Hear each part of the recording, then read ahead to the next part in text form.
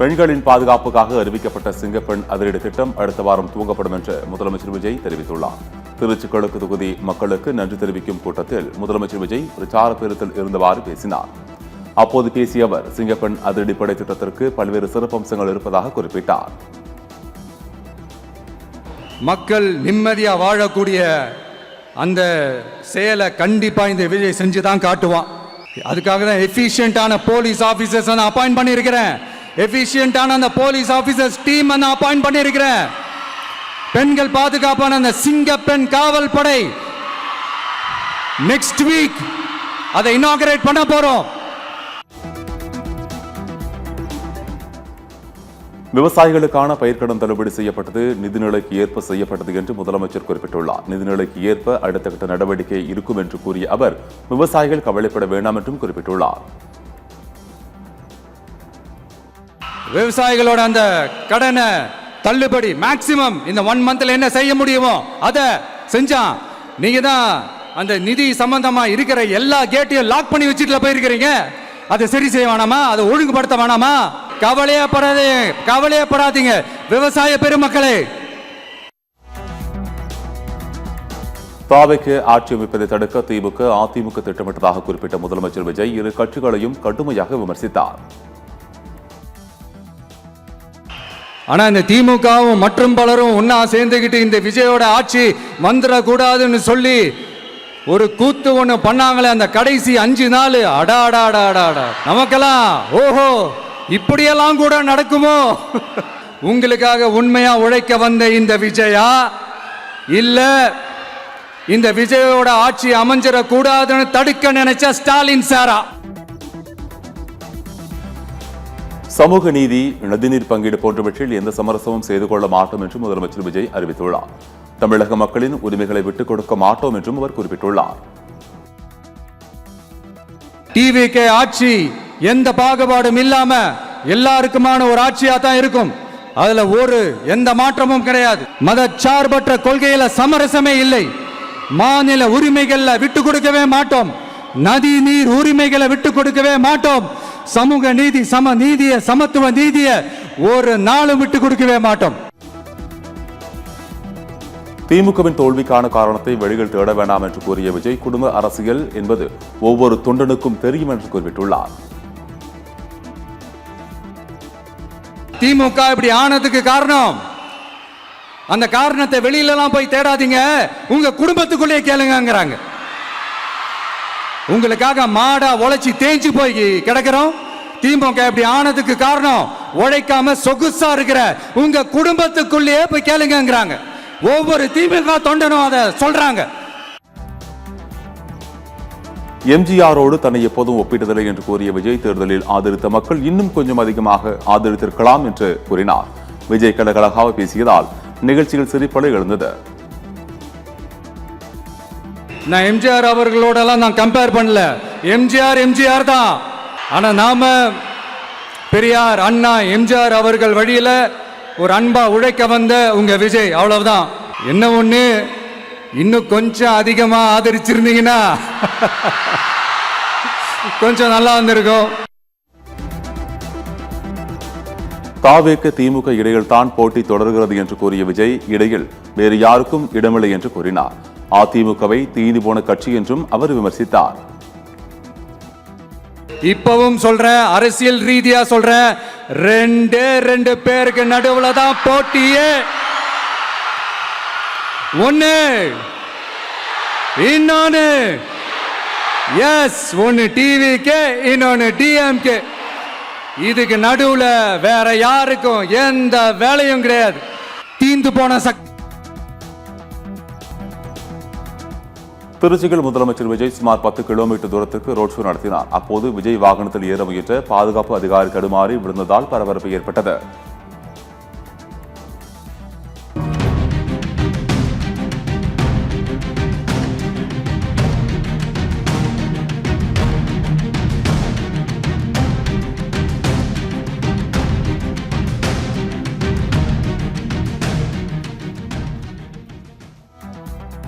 திருமண மேடையே திமுகவினருக்கு எப்போதும் பிரச்சார மேடை என முதலமைச்சர் விஜய் விமர்சனத்திற்கு திமுக நிர்வாகி எழிலன் பதிலடி கொடுத்துள்ளார். மாதாந்திர மின் கணக்கீடு என்ற வாக்குறுதி என்ன ஆனது என்றும் அவர் கேள்வி எழுப்பியுள்ளார். சுயமரியாதை கல்யாணம் பண்ணுறதுதான் எங்களோட நெறி. அந்த சுயமரியாதை கல்யாண மேடையில் மக்களுக்கு அறிவு சார்ந்த கருத்துக்களும் பகுத்தறிவு கருத்துக்களும் அதே நேரத்தில் அரசியல் கருத்துக்களும் விழிப்புணர்வு ஏற்பது கடமை ஒரு திராவிட முன்னேற்ற தலைவருக்கு பொறுப்பு இருக்கனால தான் எங்கள் அனைத்து திருமண மேடையும் எங்களுக்கு பிரச்சார மேடை தான். ஆட்சிக்கு வந்த பிறகும் திமுகவை குறை சொல்லிக் கொண்டிருக்கிறார் முதலமைச்சர் விஜய் என திமுக எம்பி கனிமொழி விமர்சனம் செய்துள்ளார். சட்டம் ஒழுங்கு குறித்த கேள்விக்கு பதிலளித்த கனிமொழி அதை முதலமைச்சரிடம் கேளுங்கள் என்று குறிப்பிட்டார். இரவல் சக்தியால் கோட்டையில் ஒட்டிக் கொண்டிருக்கும் வாடகை சக்தி தாவேக்கு என முதலமைச்சர் விஜய்க்கு அதிமுக எம்பி இன்பதுரை பதிலடி கொடுத்துள்ளார். வாடகை சக்தி தாவேக்கவை வீழ்த்த போகும் உண்மையான மக்கள் சக்தி அதிமுக என அவர் குறிப்பிட்டுள்ளார். ஆட்சிக்கு வருவதற்காக தாவேக்க நடத்த துவங்கிய குதிரை வீரத்திற்கு அவர்கள் வெளியிட்ட அமமுக மன்னார்குடி சட்டமன்ற உறுப்பினரின் கையெழுத்து வீடியோவே சாட்சி என்று விஜய்க்கு அதிமுக ஐடி விங் பதிலடி கொடுத்துள்ளது. எல்லோரையும் எல்லா நேரமும் ஏமாற்ற முடியாது எனவும் அதிமுக சாடியுள்ளது.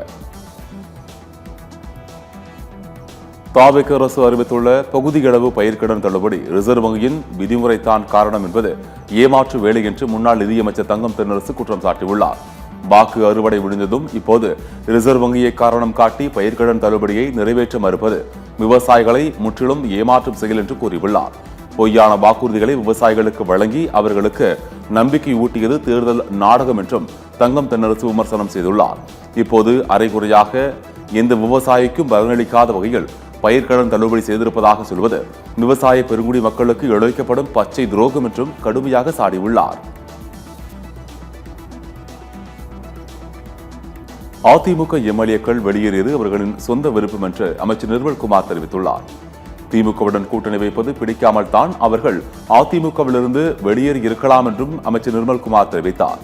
அதிமுக எம்எல்ஏக்கள் தாவேக்கவில் இணைய எந்த பேரமும் நடத்தவில்லை எனவும் அவர் தெரிவித்தார். அதிமுக பிளவால் மனமுடைந்து தீக்குளித்து உயிரை மாய்த்துக் கொண்ட அதிமுக நிர்வாகி மகேந்திரனின் குடும்பத்திற்கு கட்சி சார்பில் 55 லட்சம் ரூபாய் வழங்கப்படும் என்று எடப்பாடி பழனிசாமி தெரிவித்துள்ளார். அதிமுக ஒன்றிணைய வேண்டும் என்ற கருத்தை முன்வைத்து உயிரை மாய்த்துக் கொண்ட தஞ்சை கிழக்கு மாவட்ட வர்த்தக அணி இணைச் செயலாளர் KS மகேந்திரன் அவர்களுக்கு அதிமுக பொதுச் செயலாளர் எடப்பாடி பழனிசாமி அஞ்சலி செலுத்தினார். அவரது குடும்பத்தினருக்கு ஆறுதல் கூறியதுடன் கட்சி சார்பில் நிதி வழங்கப்படும் என்றும் குறிப்பிட்டுள்ளார். உயிரிழந்த மகேந்திரனின் குடும்பத்திற்கு அதிமுக சார்பில் 30 லட்சமும் தஞ்சை அதிமுக சார்பில் 25 லட்சமும் வழங்கப்படும் என தெரிவித்தார். தொண்டர்கள் யாரும் இதுபோன்ற செயலில் ஈடுபட வேண்டாம் என்றும் எடப்பாடி பழனிசாமி கேட்டுக்கொண்டார்.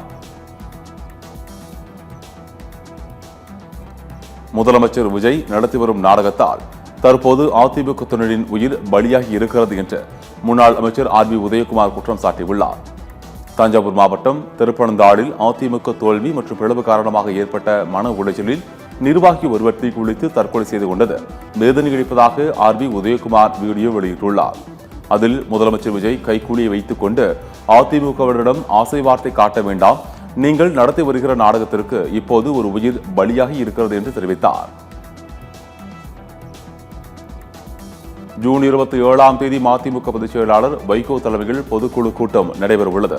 இந்த கூட்டத்தில் திமுக கூட்டணிகள் தொடர்வதா அல்லது தாவேக்கவுடன் கூட்டணி வைக்கலாமா என முக்கிய முடிவு எடுக்கப்பட உள்ளதாக கூறப்படுகிறது. கூட்டணி மாறினால் அந்த கட்சியின் நிர்வாகிகள் மற்றும் தொண்டர்களின் முடிவு எப்படி இருக்கும் என்பது அரசியல் வட்டாரத்தில் பெரும் எதிர்பார்ப்பு எழுந்துள்ளது. திமுகவின் உதயசூரியன் சின்னத்தில் போட்டியிட்டது துரதிருஷ்டவசமானது என மதிமுக எம்பி துரை வைகோ குறிப்பிட்டுள்ளார். திருச்சி கூட்டத்திற்கு வந்த முதலமைச்சர் விஜயை விமான நிலையத்தில் மதிமுக எம்பி துரை வைகோ சால்வை அணிவித்து வரவேற்றார். பின்னர் செய்தியாளர்களிடம் பேசிய அவர் உதயசூரியன் சின்னத்தில் போட்டியிட்டதால் தாவேக்க அரசை ஆதரிக்க முடியவில்லை என்று குறிப்பிட்டுள்ளார். உச்ச நீதிமன்ற நீதிபதியாக நியமிக்கப்பட்டுள்ள மோகனாவுக்கு முதலமைச்சர் விஜய் வாழ்த்து தெரிவித்துள்ளார். நேரடியாக உச்ச நீதிமன்ற நீதிபதியாக நியமிக்கப்படும் 2வது பெண் மட்டுமல்ல, முதல் தமிழ் பெண் மோகனா என்று புகழாரம் சூட்டியுள்ளார். தமிழ்நாட்டில் பள்ளிகள் திறப்பு மீண்டும் தள்ளிப்போகும் என்ற தகவல் வெளியாகியுள்ளது. கோடை வெயிலின் தாக்கம் குறையாத நிலையில் பள்ளிகள் திறப்பு மேலும் ஒரு வாரம் தள்ளி வைக்க வேண்டும் என்று பெற்றோர்கள் தரப்பில் கோரிக்கை எழுந்துள்ளது. ஆணவ படுகொலையை தடுக்க தனிச்சட்டம் கொண்டு வரப்படும் என்று அமைச்சர் வன்னியரசு தெரிவித்துள்ளார். இதற்கான நடவடிக்கை வரும் சட்டமன்ற கூட்டத்திலேயே எடுக்கப்படும் என்றும் அவர் உறுதியளித்துள்ளார். முன்னதாக நெல்லை மற்றும் தென்காசி மாவட்டங்களில் அறிவால் வெட்டால் காயமடைந்து திருநெல்வேலி மருத்துவமனையில் சிகிச்சை பெறுபவர்களை நேரில் சந்தித்து அமைச்சர் வன்னியரசு ஆறுதல் கூறினார். தூத்துக்குடி மாவட்டம் ஸ்ரீவைகுண்டம் அருகே பெண்ணை ஏமாற்றி கூட்டுப்பாடியில் பலாத்காரம் செய்த தாவேக்கு நிர்வாகிகள் 2 பேர் கைது செய்யப்பட்டனர். ஸ்ரீவைகுண்டம் பகுதியைச் சேர்ந்த இளம்பெண்ணரை வேலை வாங்கி தருவதாக காரில் அழைத்துச் சென்று தனியார் விடுதிகள் தங்க வைத்து குளிர்பானத்தில் மயக்க மருந்து கொடுத்து கூட்டுப்பாடியில் பலாத்காரம் செய்தது விசாரணைகள் தெரிய வந்துள்ளது. கைது செய்யப்பட்ட தாவேக்கு நிர்வாகிகள் பாலமுருகன், ஜெயபால் ஆகியோரிடம் போலீசார் தீவிர விசாரணை நடத்தி வருகின்றனர். 1800 அரசு பள்ளிகளில் தலைமை ஆசிரியர்கள் இல்லை என்ற அவல நிலையை மாற்ற வேண்டும் என்று பாமக தலைவர் அன்புமணி வலியுறுத்தியுள்ளார். மேலும் 20 மாவட்ட கல்வி அதிகாரி பணியிடங்களும் காலியாக இருப்பதாக அவர் குறிப்பிட்டுள்ளார். கல்விக்கான அடித்தளத்தை அமைக்க வேண்டியது பள்ளி கல்வித்துறை இந்த அளவுக்கு பலவீனமாக இருப்பது பெரும் கவலையளிக்கிறது என்று அன்புமணி வேதனை தெரிவித்துள்ளார். தலைமை ஆசிரியர்கள் இல்லாமல் பள்ளிகளை நடத்தும் பள்ளிக் கல்வித்துறையின் அவலத்திற்கு உடனடியாக முடிவு கட்ட வேண்டும் என்றும் அன்புமணி வலியுறுத்தியுள்ளார். முதலமைச்சராக விஜய் பொறுப்பேற்ற நாளில் கையெழுத்திட்ட சிங்கப்பெண் சிறப்பு அதிரடிப்படையை இதுவரை தொடங்கி வைக்க முடியாத தாவேக அரசால் பெண்களுக்கு எதிரான குற்றங்களை எப்படி கட்டுப்படுத்த முடியும் என டிடிவி தினகரன் கேள்வி எழுப்பியுள்ளார். சென்னையில் மதுபான கூடத்தில் நடனமாடியதில் ஏற்பட்ட மோதலில் 18 வயது இளம்பெண் கார் ஏற்றி கொடூரமான முறையில் கொலை செய்யப்பட்ட சம்பவத்திற்கு அமமுக பொதுச் செயலாளர் டிடிவி தினகரன் கடும் கண்டனம் தெரிவித்துள்ளார். தமிழகம் முழுவதும் பல்வேறு பகுதிகளில் உரிய அனுமதி இல்லாமல் இயங்கும் மதுபான கூடங்களை மூடுவதோடு அங்கு சட்டவிரோதமாக போதைப் பொருட்களை விற்பனை செய்யும் கும்பல் மீது கடுமையான நடவடிக்கை எடுக்க வேண்டும் என டிடிவி தினகரன் வலியுறுத்தியுள்ளார். பாஜக தேசிய தலைவர் நிதின் நபீன் சந்திப்புக்கு பின்னர் அக்கட்சியின் முன்னாள் மாநில தலைவர் அண்ணாமலை முக்கிய முடிவெடுக்க திட்டமிட்டுள்ளார். அண்ணாமலை மாநில பாஜக தலைவர் பொறுப்பிலிருந்து விடுவிக்கப்பட்ட பின்னர் அதிருப்தியில் இருப்பதாக கூறப்படுகிறது. தனி கட்சி தொடங்கப் போவதாகவும் தகவல் பரவியது. இந்த நிலையில் சென்னையிலிருந்து புறப்பட்ட அண்ணாமலை தயவு செய்து காத்திருங்கள், 2 நாட்களில் நாம் அமர்ந்து பேசுவோம் என்று குறிப்பிட்டுள்ளார். காவிரி நீர்பிடிப்பு பகுதிகளில் தொடர் மழை காரணமாக ஒகேனக்கல் காவிரி ஆற்றுக்கு நீர்வரத்து 4000 கன அடியாக அதிகரித்துள்ளது. காவிரி டெல்டா மாவட்ட பாசனத்துக்காக மேட்டூர் அணை ஜூன் 12ஆம் தேதி திறக்கப்படுவது வழக்கம். ஆனால் தற்போதைய நிலவரப்படி 120 அடி கொள்ளளவு கொண்டு மேட்டூர் அணை நீர்மட்டம் தற்போது 80 அடி அளவுக்கு மட்டுமே உள்ளது. இந்த நிலையில் ஒகேனக்கல் காவிரி ஆற்றில் நீர்வரத்து அதிகரித்துள்ளது.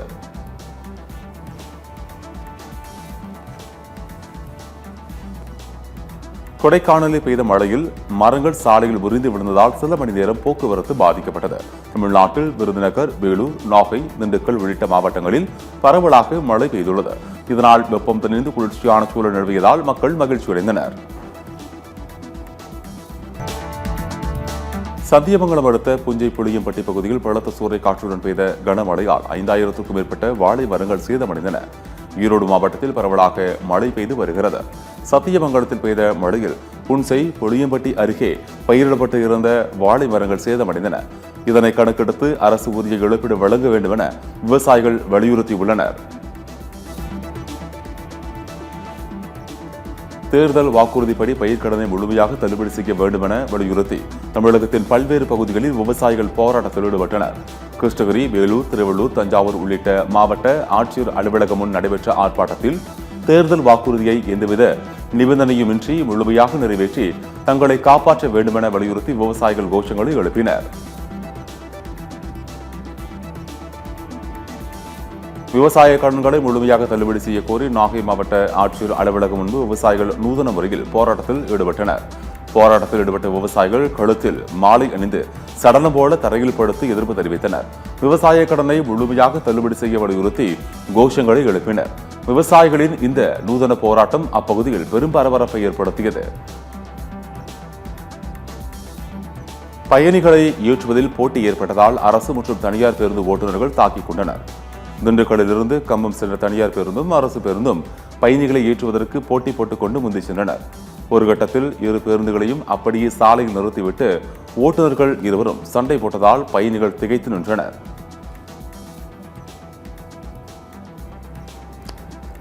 வணிக பயன்பாட்டிற்கான சிலிண்டர் விலை 46 ரூபாய் உயர்ந்துள்ளதால் வியாபாரிகள் அதிர்ச்சி அடைந்துள்ளனர். கடந்த மாதம் 19 கிலோ எடை கொண்ட வணிக சிலிண்டர் விலையை 990 ரூபாய் 50 காசு உயர்த்தி எண்ணெய் நிறுவனங்கள் அதிர்ச்சி கொடுத்தன. அதன்படி ஒரு சிலிண்டர் விலை 3237 ரூபாய்க்கு விற்பனையாகி வந்தது. இந்த நிலையில் சென்னையில் வணிக சிலிண்டர் விலை 46 ரூபாய் உயர்ந்து 3283 ரூபாயாக உயர்ந்துள்ளது. வீட்டு உபயோக சிலிண்டர் விலையில் எந்த மாற்றமும் செய்யப்படவில்லை என்பது குறிப்பிடத்தக்கது. தங்கம் விலை சவரனுக்கு 1040 ரூபாய் குறைந்துள்ளதால் நகை வாங்குவோர் மகிழ்ச்சி அடைந்துள்ளனர். ஆபரண தங்கம் விலை கடந்த 2 நாட்களாக உயர்ந்து வந்த நிலையில் குறைந்துள்ளது. நேற்று 14,630 ரூபாயாக இருந்த 1 கிராம் தங்கம் 130 ரூபாய் குறைந்து 14,500 ரூபாயாக உள்ளது. 1,17,040 ரூபாயாக இருந்த ஆபரண தங்கம் விலை 1,040 ரூபாய் சரிந்து 1,16,000 வந்துள்ளது. கடந்த 2 நாட்களாக வெள்ளியின் விலையில் மாற்றம் ஏற்படவில்லை.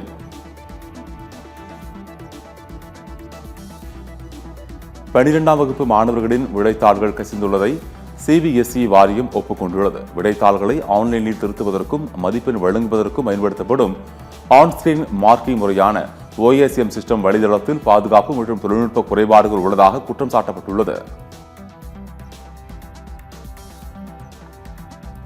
பொறியியல் படிப்புக்கு விண்ணப்பிக்க கால அவகாசம் 5ஆம் தேதி வரை நீட்டிக்கப்படுவதாக உயர்கல்வித்துறை அமைச்சர் விஸ்வநாதன் தெரிவித்துள்ளார். விண்ணப்ப பதிவு செய்த மாணவர்கள் தங்களது சான்றிதழ்களை 6ஆம் தேதிக்குள் பதிவேற்றம் செய்ய வேண்டும். ரேண்டம் எண் 10ஆம் தேதி இணையதளத்தில் வெளியிடப்படும் என்றும் தெரிவிக்கப்பட்டுள்ளது. சென்னை தலைமைச் செயலகத்தில் உள்ள மனிதவள மேலாண்மைத்துறை அதிகாரிகள் மற்றும் பணியாளர்களுக்கு இன்று முதல் கட்டாய பயோமெட்ரிக் வரிய பதிவு நடைமுறை அமலுக்கு வந்துள்ளது. இதைத் தொடர்ந்து மற்ற துறைகளுக்கும் விரைவில் இதே முறை வருகை பதிவேடு திட்டத்தை விரிவுபடுத்த அரசு திட்டமிட்டுள்ளது. தலைமைச் செயலக ஊழியர்கள் காலதாமதமாக வருவதை தடுக்க இந்த திட்டம் நடைமுறைக்கு வந்துள்ளது.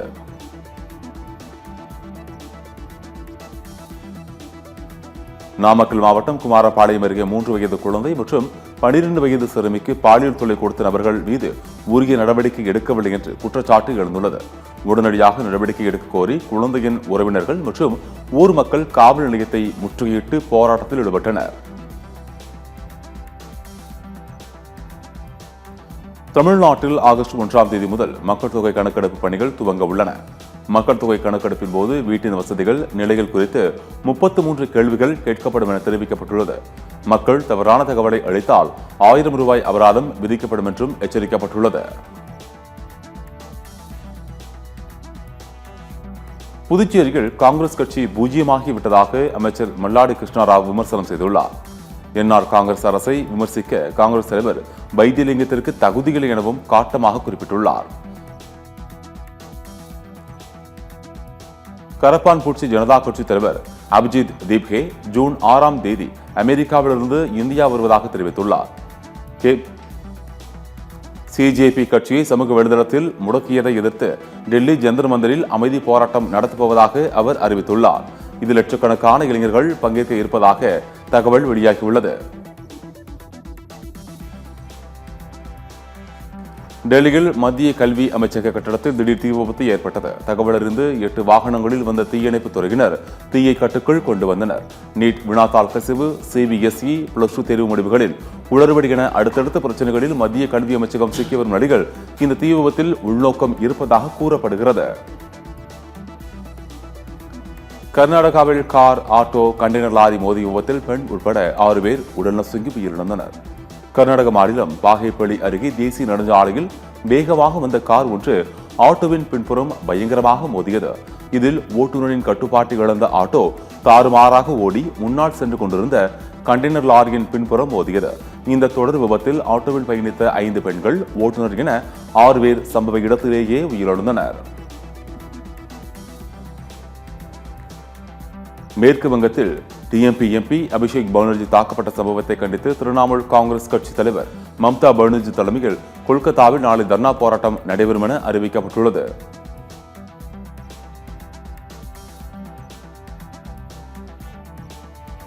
கொல்கத்தாவில் மம்தா பானர்ஜி தர்ணா போராட்டம் நடத்த பாஜக அரசு அனுமதி அளித்துள்ளது. போராட்டம் நடத்த போலீசார் அனுமதி மறுத்த நிலையில் தன்னை தடுத்து நிறுத்தும் இடத்தில் தர்ணா போராட்டத்தில் ஈடுபடுவேன் என மம்தா பானர்ஜி எச்சரிக்கை விடுத்துள்ளார்.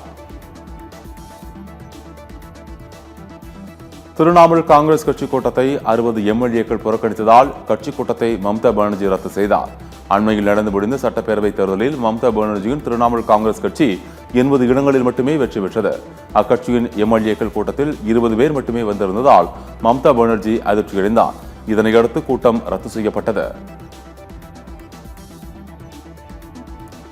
மேற்கு வங்கத்தில் முதலமைச்சர் சுவேந்து அதிகாரி தலைமையிலான அமைச்சரவை விரிவாக்கம் செய்யப்பட்டுள்ளது. 35 எம்எல்ஏக்களுக்கு ஆளுநர் ஆர் என் ரவி அமைச்சராக பதவி பிரமாணம் செய்து வைத்தார்.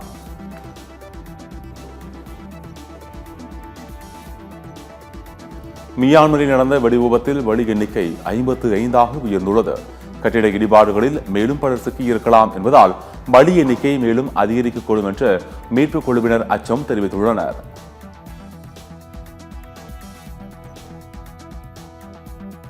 மலேசியாவில் 16 வயதுக்கு உட்பட்ட சிறுவர்கள் சமூக வலைதளங்களை பயன்படுத்த தடை விதிக்கப்பட்டுள்ளது. குழந்தைகளின் ஆன்லைன் பாதுகாப்பை உறுதிப்படுத்தும் முயற்சியாக மலேசிய அரசு இந்த நடவடிக்கையை எடுத்துள்ளது.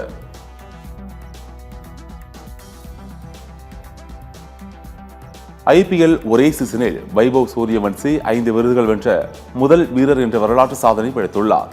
வைபவ் சூரியவன்சிக்கு IPL 2026 சீசன் மறக்க முடியாத ஒன்றாக அமைந்துள்ளது. அவர் விளையாடிய ராஜஸ்தான் அணி ராயல்ஸ் அணிக்கு இறுதிப் போட்டிக்கு முன்னேற தவறியிருந்தாலும் தொடரின் மிகப்பெரிய நட்சத்திரமாக சூரியவன்சி உருவெடுத்துள்ளார்.